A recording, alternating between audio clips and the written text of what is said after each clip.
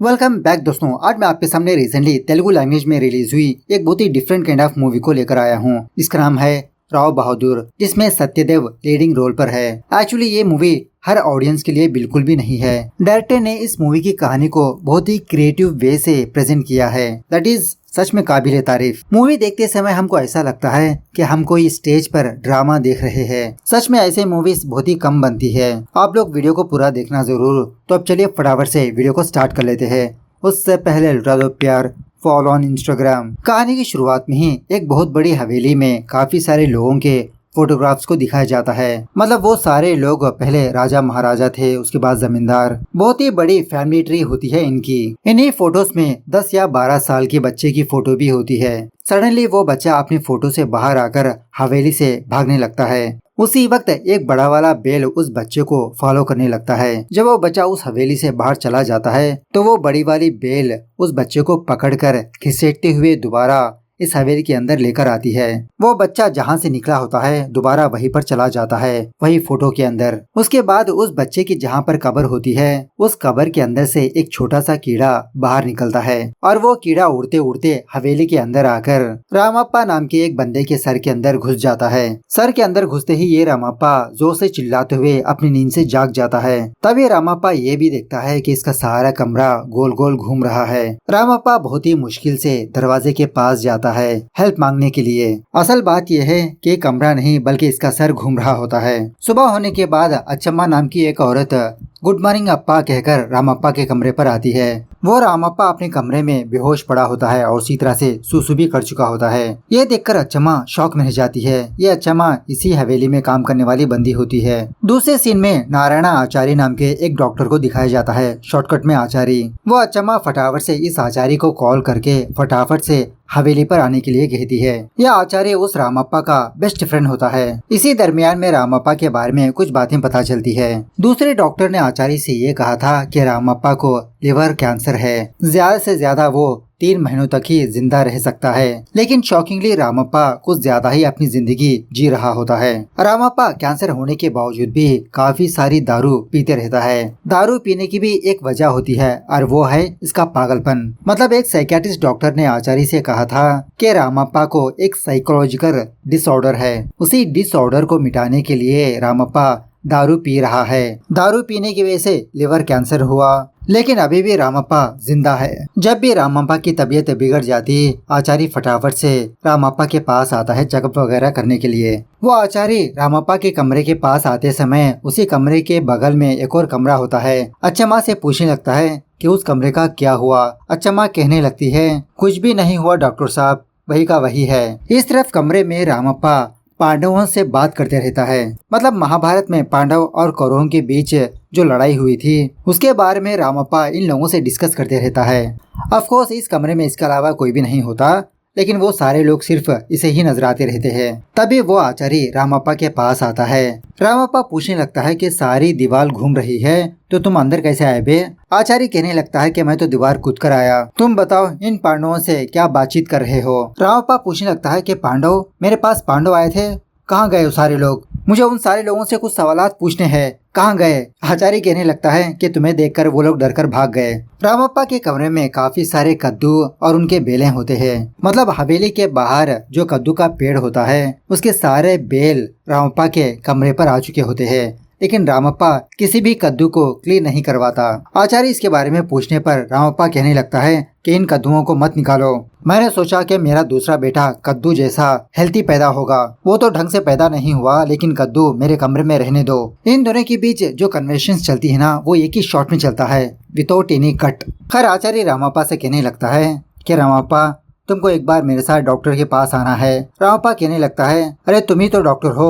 आचार्य कहने लगता है कि मैं एक जनरल डॉक्टर हूँ, लेकिन तुमको एक साइकियाट्रिस्ट डॉक्टर के पास आना है। रामप्पा बहुत गुस्सा करने लगता है कि जिसका मतलब तुमने भी मान लिया कि मैं पागल हूँ, मैं नहीं आऊंगा किसी डॉक्टर वॉक्टर के पास। उस कैंसर वाले डॉक्टर ने कहा कि मैं 4 महीने में मर जाऊंगा, लेकिन मैं देखो 2 साल से जिंदा हूँ, मैं किसी डॉक्टर वॉक्टर के पास नहीं जाऊंगा। आचार्य गुस्सा करने लगता है अबे साले तुम कहीं पर भी मत आओ, सारे लोगों को तंग करते रहो बस, ना तुम चैन से मरते हो और ना ही हमें जीने देते हो। रामप्पा रोते हुए आचार्य से कहने लगता है कि तुम लोग यही सोच रहे हो ना कि मैं इतने सालों तक कैसे जिंदा हूँ। अरे आचार्य, मेरे अंदर भूत है, भूत, शक का भूत है मेरे अंदर, इसीलिए मैं नहीं मर रहा। तुम ही मेरी मदद कर सकते हो, मेरी आत्मा को मुक्ति दे दो। आचार्य पूछने लगता है कि कैसा शक है तुम्हारे अंदर। रामप्पा कहने लगता है, धीरे बोलो, वो सुन लेगा। इस तरह से एक न्यूज़पेपर आचार्य को दिखाने लगता है। उसमें एक न्यूज़ होती है कि इंसानों की ब्लड सैंपल लेकर डीएनए के बारे में पता कर सकते हैं। आचार्य, तुम मेरा ब्लड सैंपल लेकर डीएनए की मदद से ये पता करो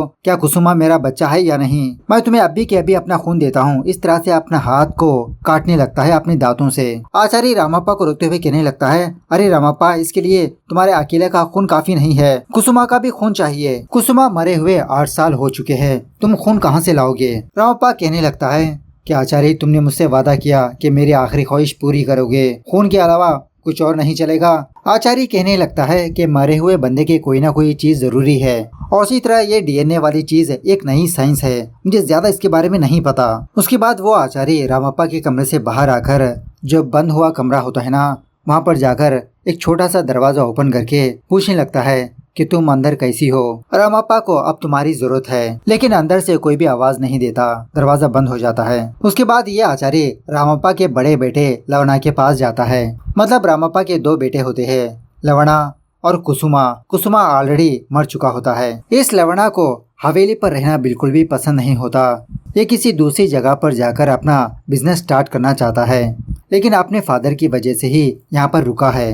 वो डॉक्टर आचार्य लवणा को समझाने लगता है कि इतनी बड़ी हवेली छोड़कर तुम अमेरिका क्यों जाना चाहते हो। लवणा भी कहने लगता है कि मैं अपने पापा से बहुत प्यार करता हूँ। जब जब मुझे ऐसा लगता है कि मैं खुद अपने पापा को मार दूंगा, मैं उनको ऐसा तड़पता हुआ नहीं देख सकता अंकल। अगर वो चले जाएंगे तो यहाँ पर मेरा कौन होगा। इस तरफ कमरे में रामप्पा अपने आप में बड़बड़ाते हुए अपनी छोटी सी फ्लैशबैक को याद करने लगता है। 1968 के दरमियान में भी रामप्पा अपनी हवेली को छोड़ दिया था, काफी सारे देशों को घूमने लगा था, अपनी लाइफ को बहुत ही अच्छे से एंजॉय कर रहा था। इसी दरमियान में आचार्य रामप्पा को ढूंढते हुए उसके पास आकर वापस हवेली पर बुलाने लगता है कि तुम्हारे फादर तुमको बहुत याद कर रहे हैं, अब तुम वापस आ जाओ रामप्पा। प्रेजेंट डे पर वो अच्चम्मा अपनी बहू को भी इस हवेली पर लाती है काम करने के लिए। रामप्पा के बारे में बताने लगती है कि रामप्पा को कुसुमा नाम का एक बेटा पैदा हुआ। कुसुमा की वजह से रामप्पा को बहुत ही अच्छा प्रॉफिट होने लगा, लेकिन एक दिन वो कुसुमा तालाब में गिरकर मर गया। उसके बाद से रामप्पा पागल हो गया, और इस हवेली में जो बंद कमरा है ना, उस कमरे के अंदर रामप्पा की बीवी रेणुका रहती है। अपने बेटे के मरने के बाद रेणुका उस कमरे से बाहर ही नहीं आई। अब रामप्पा अच्छे से रेडी शेडी होकर अपने बेटे कुसुमा के कमरे पर जाकर कुछ सैंपल्स को कलेक्ट करने की कोशिश करने लगता है, जैसे उसके बाल एक्सेट्रा, लेकिन उसको ज्यादा सबूत ही नहीं मिलते। तभी रामप्पा को उसी कमरे के अंदर एक औरत नजर आती है जो स्टैचू की तरह खड़ी होती है। सो सीन दोबारा थोड़ा फ्लैशबैक में जाने लगता है। वो आचार्य रामप्पा को जाकर बुलाने के बाद काफी सालों के बाद रामप्पा वापस अपने हवेली पर आने लगता है। इसी रास्ते के दरमियान में रामप्पा को रेणुका नाम की एक लड़की नजर आती है। रामप्पा पूछने लगता है कि आप कौन हो। रेणुका कहने लगती है कि मेरा नाम रेणुका है और मैं सिद्धप्पा की देखरेख करने के लिए आई हूँ। डॉक्टर आचार्य ने मुझे यहाँ पर भेजा। सिद्धप्पा और कोई नहीं, रामप्पा का फादर होता है। रामप्पा भी अपने बारे में बताने लगता है कि सिद्धप्पा का बेटा है। रामप्पा का स्टेट बहुत ही बड़ा होने की वजह से रेणुका को अपनी गाड़ी में बिठाकर हवेली पर ले जाने लगता है। मतलब गेट कहीं और होता है और वो सारी हवेली 10 किलोमीटर दूर। खैर रामप्पा अपने फादर की हालत को देखकर बहुत दुखी होने लगता है। मतलब बिस्तर पर पड़ा होता है इसका फादर। रामप्पा अपने फादर को इस हालत में देखकर अपने फादर के साथ बिताए हुए पलों को याद करने लगता है। दूसरे दिन वो आचार्य रामप्पा से मिलने के लिए आता है। यहीं पर रामप्पा को एक बात पता चलती है कि आचार्य ने रामप्पा के फादर से झूठ कहा कि रामप्पा की शादी हो गई, वो अपनी बहू के साथ वापस हवेली पर आ रहा है। एक्चुअली इस रामप्पा की एक अलग ही फिलॉसफी होती है। अपने किसी भी पेशेंट को तुम मरने वाले हो, तुम्हारी तबीयत बहुत ही खराब है, ये नहीं कहता। अपने हर एक पेशेंट को यही कहते रहता है कि तुम 100 सालों तक जियोगे। दूसरी तरफ वो रेणुका उस अच्चम्मा के साथ अच्छी खासी दोस्ती कर लेती है। जब रामप्पा और आचार्य बाहर बैठकर बातचीत कर रहे होते हैं तो वो रेणुका इन दोनों के लिए चाय लेकर आती है। रामप्पा को सिगरेट पीता हुआ देखकर रेणुका रामप्पा को समझाने लगती है कि अगर आप सिगरेट पियोगे तो आपकी उम्र घट जाएगी। आप अपना हाथ दीजिए, आपके हाथ की रेखाएं भी यही कहती है। इस तरह से वो रेणुका रामप्पा के थोड़ा क्लोज होने लगती है। ये चीज वो आचार्य ऑब्जर्व करके वापस जाते समय रेणुका को हल्के से वार्निंग देने लगता है कि तुम जिस तरह से हॉस्पिटल में बिहेव करती हो उस तरह से यहाँ पर मत करो। ये रॉयल फैमिली है, हवेली है, थोड़ा अपने लिमिट्स में रहो। रेणुका यही सोचने लगती है कि मैं अपनी तरीके से रहूंगी, बाकी लोग जाए भाड़ में। हंसकर बात करना ये कोई गलत बात है? उसके बाद रेणुका जिस तरह से हरकतें कर रही होती है उसकी सारी हरकतें रामप्पा को बहुत पसंद आने लगती है। धीरे धीरे उसको लाइक भी करने लगता है। जब जब रामप्पा रेणुका को अपना सारा स्टेट दिखाते रहता है घोड़े पर बिठाकर। इनके स्टेट में एक छोटा सा तालाब होता है। शॉकिंग बात यह है कि रामप्पा को पानी से बहुत ही डर होता है। रेणुका रामप्पा को तालाब में बुलाने लगती है, लेकिन फिर भी ये नहीं जाता, जिस वजह से रेणुका अकेले ही एक छोटी सी बोट लेकर तालाब के जरिए से उस पार जाती है। एक दिन रेणुका फटाफट से रामप्पा के पास आकर कहने लगती है कि रामप्पा जी, आप फटाफट से मेरे साथ आइए, मैं आपको एक मिरेकल दिखाती हूँ। इस तरह से रामप्पा के फादर के पास ले जाती है। मतलब यहाँ पर बात यह है कि जब रेणुका ने रामप्पा के फादर का हाथ नीचे रखा तो थोड़ी देर के बाद रामप्पा का फादर अपना हाथ अपने छाती पर रख लेता है। हालांकि रामप्पा का फादर कोमा में होता है। रामप्पा पूछने लगता है कि ये कैसे पॉसिबल हो सकता है। तो रेणुका रामप्पा को उनके फैमिली के फोटोज के पास ले जाती है। इनके खानदान के सारे लोग अपना हाथ अपने छाती पर रखा होता है। इट्स ए रॉयल सिंबल, राजा महाराजाओं की शान होती है वो। रामप्पा का फादर भी उसी खानदान का होता है ना, तो कोमा में होने के बावजूद भी उसका हाथ अपने आप अपनी छाती पर चला जाता है। खैर कुछ दिनों के बाद रामप्पा के फादर की डेथ हो जाती है। उसके बाद रेणुका यहाँ से वापस जाने लगती है। जब रेणुका जा रही होती है तो रामप्पा रेणुका को लेकर बोट के जरिए से तालाब के उस पार ले जाने लगता है, पानी से बिना डरे। रामप्पा अपने दिल की बात बताने लगता है कि मैं आपसे प्यार करता हूँ। रेणुका कहने लगती है कि मैंने कभी भी आपको ऐसी नजर से नहीं देखा और उसी तरह से मैं किसी और से प्यार करती हूँ। उसी वक्त जोरदार बारिश होने लगती है। इस बारिश की वजह से और उस पानी की वजह से ये बहुत घबराने लगता है। रेणुका फटाफट से रामप्पा को हवेली के अंदर ले जाती है। रेणुका के जाने के बाद रामप्पा थोड़ा डिप्रेशन में चला जाता है। मतलब रेणुका का रिजेक्शन, उस दिन का ट्रोमा, थोड़ा मेंटली डिस्टर्ब हो जाता है। इसको ऐसा लगता है कि सारे खानदान वाले इस पर हंस रहे हैं। एक रात जब ये सो रहा होता है तो उसको एक अजीब का सपना नजर आता है। उस सपने में इसके सारे खानदान वाले मीटिंग पर बैठते हैं, रामप्पा के बारे में डिस्कस करने लगते हैं। एक्चुअली रामप्पा ने यही सोचा था कि ये भी यहाँ से चला जाएगा किसी दूसरी कंट्री पर, लेकिन इसके सारे खानदान वाले रामप्पा को नजर आकर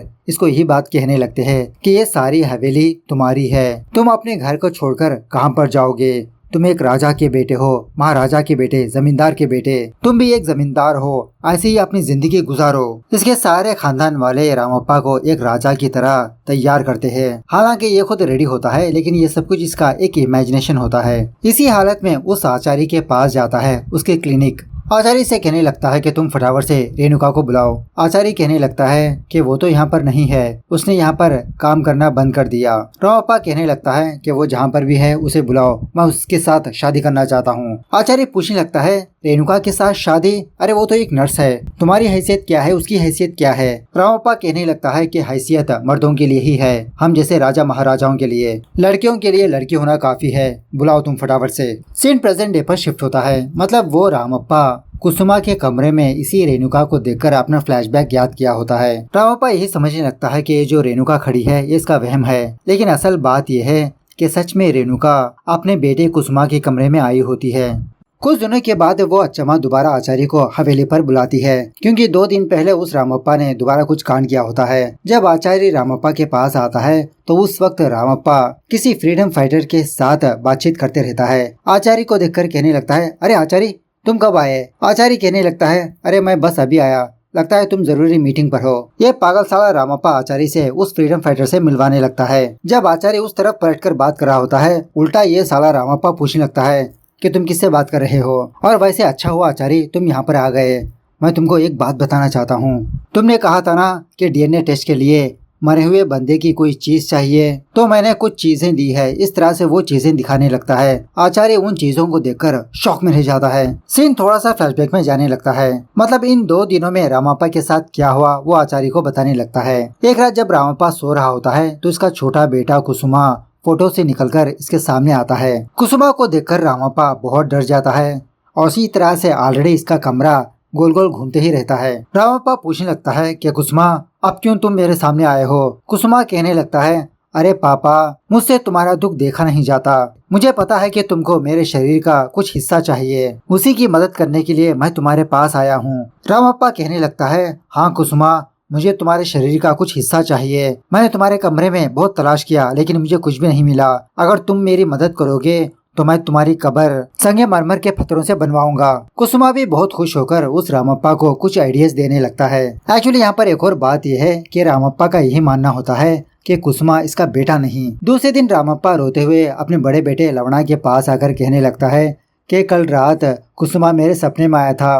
वो बहुत रो रहा था। सपने में उसने मुझे अपनी आखिरी इच्छा बताई। रामप्पा के खानदान में जो भी मरता है तो उसको एक राजा की तरह रेडी करके सजा धजा कर जलाया जाता है। ऐसा कार्यक्रम कुसुमा के साथ नहीं हुआ। रामप्पा कुसुमा के साथ अब ऐसा करना चाहता है। यह सुनने के बाद लवणा रामप्पा को बहुत डांटने लगता है। दिन ब दिन तुम्हारा पागलपन बढ़ते जा रहा है पापा, मैं नहीं करूंगा ऐसा काम। लेकिन रामप्पा लवणा से बहुत रिक्वेस्ट करने लगता है और उसी तरह लानतान भी करने लगता है कि मेरा छोटा बेटा शायद तुम्हारी बातों की वजह से ही मर गया। दूसरे दिन रामप्पा उस कुसुमा की कब्र खुदवाने लगता है, उसकी हड्डियों को ताज वगैरह पहनाने के लिए। एक्चुअली ताज वगैरह पहनाना एक बहाना होता है। रामप्पा का यही प्लान होता है कि वो कब्र खोदकर कुसुमा के पास से उसका दांत, उसकी हड्डी निकाल लेता है, क्योंकि डीएनए टेस्ट के लिए इंसान की बॉडी में का कोई ना कोई चीज जरूर चाहिए। रामप्पा ये भी ऑब्जर्व करने लगता है कि इसके कमरे में जो कद्दू है वो इसके पेट से ही आए हैं। सोचने लगता है कि मरने के बाद भी इसने मेरा पीछा नहीं छोड़ा। फटाफट से अच्चम्मा की बहू को बुलाकर कमरे के सारे कद्दुओं को ले जाने के लिए कहता है। प्रेजेंट डे पर वही सारी कुछ हड्डियां आचार्य को दिखाने लगता है कि तुम इन चीजों से डीएनए टेस्ट करो। आचार्य रामप्पा को बहुत डांटने लगता है कि सच में दिन ब दिन तुम्हारा पागलपन बढ़ते जा रहा है। मैंने बस कैजुअली कहा और तुमने निकाल भी लिया। रामप्पा कहने लगता है, अरे आचार्य, उसी कुसुमा ने मुझे ये आइडिया दिया और बदले में मैंने उसके लिए संगमरमर के पत्थर से कब्र भी बनवाई। यह सुनने के बाद आचार्य रामप्पा को एक थप्पड़ मारता है। कुछ सेकंड के बाद ये साला गजनी आचार्य से कहने लगता है, क्या आचार्य, कल रात से मुझे दांत में दर्द कर रहा है, पता नहीं क्यों, थोड़ा चेक करके बताओ ना। वैसे ये छोड़ो, डीएनए टेस्ट कैसे करोगे तुम? आचार्य कहने लगता है, अरे रामप्पा, इसके लिए बहुत ही लंबा प्रोसेस है। पुलिस वालों की इन्वेस्टिगेशन होगी, कोर्ट का ऑर्डर लगेगा, तब जाके डीएनए टेस्ट होगा। आचार्य की बातें सुनने के बाद रामप्पा आचार्य पर ही शक करने लगता है। अब मुझे पता चला कि तुम डीएनए टेस्ट के लिए क्यों मना कर रहे हो। वो कुसुमा तुम्हारा ही बेटा है ना? यह सुनने के बाद आचार्य इसको दोबारा थप्पड़ मारने लगता है। इन दोनों की सारी बातें कमरे के बाहर रहकर वो लवणा सुनता है। इस लवणा को भी शक होने लगता है कि मेरे पापा जो कह रहे हैं शायद वही सच हो। उसी वक्त वो रामप्पा बेहोश हो जाता है। फटाफट से दूसरे डॉक्टर के पास ले जाने पर वो डॉक्टर कहने लगता है कि बॉडी में के ऑर्गन से एक के बाद एक बिगड़ते जा रहे हैं। रामप्पा के पास ज्यादा टाइम नहीं है। यह सुनने के बाद आचार्य रामप्पा को एक राजा की तरह रेडी करके उसके बेड पर सुला देता है। पता नहीं इसकी मौत कब आएगी। वहीं पर रहकर उसकी केयरिंग करते रहता है। दूसरे दिन एक इंस्पेक्टर इस हवेली पर आता है। इंस्पेक्टर को देखकर अच्चम्मा आचार्य और लवणा को बताने के लिए जाती है। फनी बात यह है कि फिलहाल अच्चम्मा चलती नहीं, स्लाइडिंग होती रहती है। मतलब इस सीन को डायरेक्टर ऐसा दिखाते हैं। अच्चम्मा आचार्य के पास जाना, वो इंस्पेक्टर भी आचार्य के पास जाना। खैर इंस्पेक्टर यहाँ पर आने की वजह बताने लगता है कि माइकल नाम के एक बंदे ने रामप्पा के ऊपर केस किया और वो केस ये है, कुसुमा है ना, उस माइकल का बेटा है। मुझे रामप्पा से कुछ पूछताछ करनी है। आचार्य कहने लगता है कि फिलहाल वो बात करने की सिचुएशन में नहीं है। लवणा कहने लगता है कि इंस्पेक्टर साहब, मुझे भी मेरे भाई की पैदाइश पर शक है। सीन थोड़ा सा फ्लैशबैक में जाने लगता है। कुसुमा पैदा होने के बाद इनके हवेली में एक छोटा सा फंक्शन चलते रहता है, लेकिन जो भी रिश्तेदार उस कुसुमा को देखते हैं तो इनके मन में एक सवाल पैदा होता है, शक होता है, क्या ये सच में रामप्पा का ही बेटा है? क्योंकि वो कुसुमा थोड़ा सा काला पैदा होता है। रिश्तेदारों की बातें सुनने के बाद रामप्पा के मन में भी शक पैदा होने लगता है कि सच में वो कुसुमा मेरा बेटा है ही नहीं। कुसुमा पैदा होने के बाद रामप्पा के साथ बहुत ही अच्छे काम होते रहते हैं, बिजनेस अच्छा चलने लगता है, इसके प्रोजेक्ट्स कामयाब होते हैं। लेकिन वो रामप्पा कुसुमा से प्यार ही नहीं करता, सिर्फ लवणा से ही प्यार करते रहता, सिर्फ उसकी ख्वाहिशें ही पूरी करते रहता। इवन ढंग से उसकी फोटो भी नहीं लेता। एक दिन लवणा उसके सारे फ्रेंड्स अपने ही स्टेट में क्रिकेट खेलते रहते हैं, लेकिन उस कुसुमा को नहीं खिलाते। बेचारा बहुत ही मायूस बैठा रहता है। तभी वो कुसुमा तालाब के अंदर जंप लगाकर अपनी जान दे देता है। रेणुका इसकी सारी वजह रामप्पा को ही मानती रहती है। इसी की वजह से कुसुमा मर गया। कुसुमा को दफनाने के बाद रेणुका अपने आप को एक कमरे में लॉक कर लेती है रामप्पा से नाराज होकर। प्रेजेंट डे पर वो इंस्पेक्टर आचार्य और लवणा से कहने लगता है कि इस माइकल का कहना ये है कि रामप्पा ने उसको 100 रुपए देकर उस कुसुमा बच्चे को खरीद लिया था।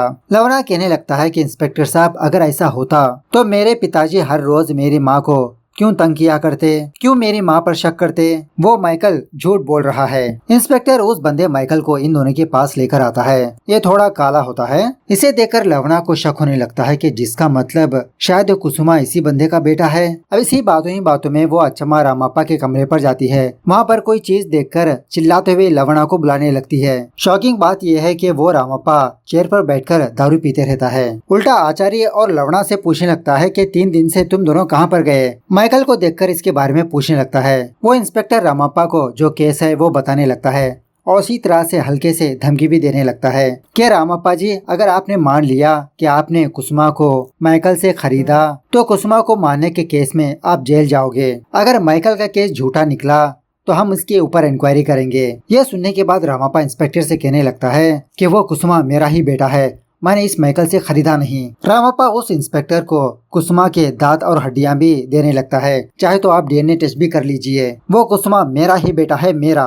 क्योंकि अब ये इनकार करेगा तो ये जेल जा सकता है। पहले तो वो इंस्पेक्टर इन हड्डियों को देखकर वॉमिटिंग करने लगता है। बाद में रामप्पा से कहने लगता है कि रामप्पा जी, ऐसा नहीं चलेगा, सैंपल्स को हमें खुद निकालना होगा।